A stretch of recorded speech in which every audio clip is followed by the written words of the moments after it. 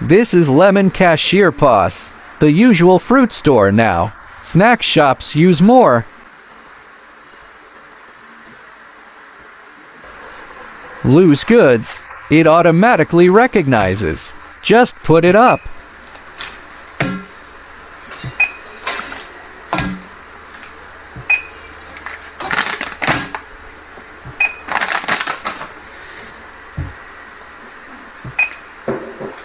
For example, there is this barcode.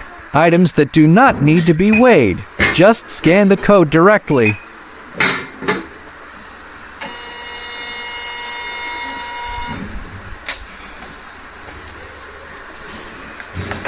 Then the mobile app can support it. Check one-day sales. It's okay. Products can be added on the mobile phone. You can adjust the price of the product. These basic functions are available.